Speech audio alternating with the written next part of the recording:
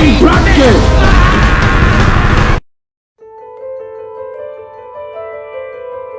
What's going on, everyone? So, The Mandalorian, Season 1 and 2. This is a review for both, non-spoilers. I know I'm late to this show, I know. I decided to wait for this show because when it first dropped, I wasn't really excited for it. I was like, oh, it's Star Wars, whatever. And I didn't have Disney Plus also at the time, so it was just kind of like, it gives me a reason not to watch it.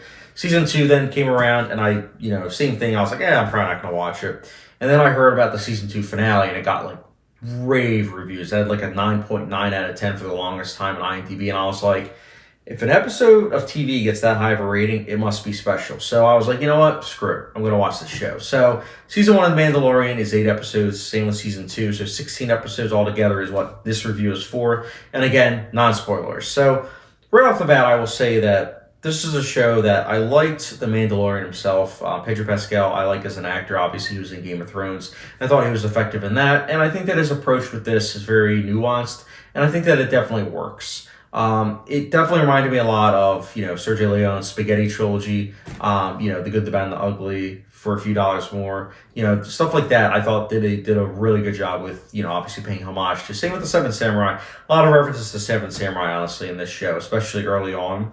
I also think that the score by Ludwig Göransson, I know I'm butchered his last name, I apologize, but I think his score is also very effective. It's honestly been a while since there's been a Star Wars score that I actually really dug. This was definitely a score that I really liked. I liked especially the main theme. Thought that was really good. And honestly, it's kind of hard as a step up because, you think about the original trilogy of Star Wars, the music is pretty memorable. So, obviously he has big shoes to fill, and I think he did a good job, honestly.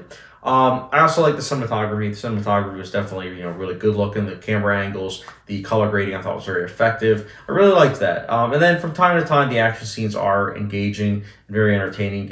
Usually it's during like important scenes. I can't lie, there's a lot of action in the show. There was a decent amount that I didn't care about, but there was some that I did enjoy. And I will say that I thought was very well choreographed. And that's the thing. All the action is pretty well choreographed. It's just in terms of actually caring. There was a lesser amount that I pretty rarely cared about, but there were some times that I did care about, and when it did, it was really good. I like the cast. I thought the cast was fine with what they were giving. The visual effects, it's great, especially for a TV show. It's kind of crazy. The line of TV and movies, honestly, it's just blended so much that honestly, a lot of times TV shows have and look the way that most movies do. So it's kind of crazy how far that's come. I also think that the standouts for me are episode 1 of season 1 and then the finale of season 2. The finale of season 2, it's predictable. I'm not going to sit here and say it any which way. It's a very predictable episode. But I do think that what they did with bringing the one character to The Mandalorian, like the show itself, not spoiling anything, but I did think that him coming on the ship was very effective in the season 2 finale.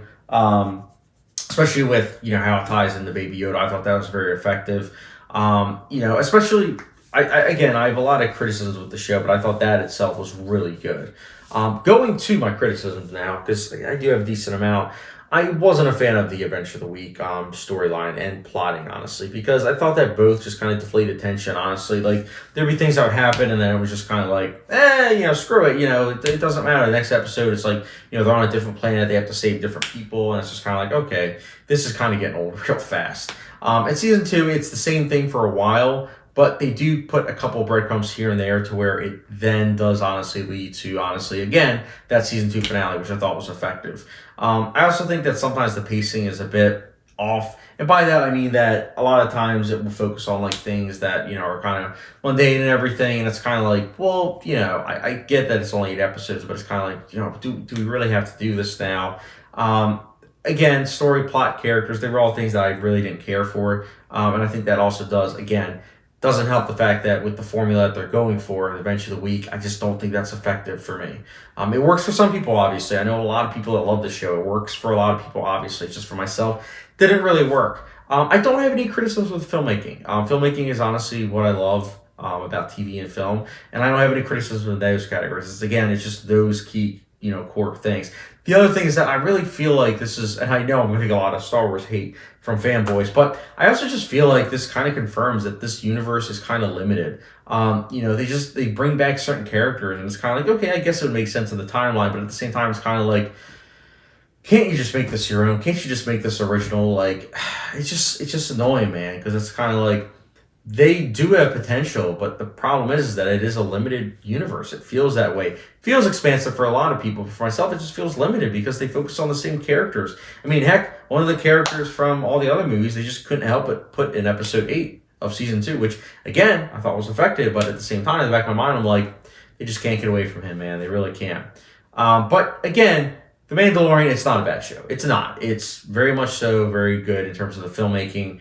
Entertainment value was there at times. But again, it just was very apparent on a lot of the things. The other thing I forgot to mention is Baby Yoda. I liked him. But at the same time, he was clearly just a merchandise ploy, which obviously worked because a lot of people own Baby Yoda merchandise now. But again, I feel mixed about this movie for the most part, but I am going to be a little bit more positive toward this because I do think the way that they ended season 2, I think it leaves the doors open for, them trying to go into new directions of season 3. They probably won't, but it still leaves room for that. And, I hope that they do that. If not, I'm still going to be watching the show because, again, I'm caught up now. But Mandalorian, in the end, season 1 and 2, I'll be giving a 3.25 to 5-star rating, which for those like a hot sauce rating, it's a good old Frank's Red Hot Sauce. So, yeah, it's an okay show so far. But curious to hear your guys' thoughts. Again, Star Wars fanboys, don't come at me.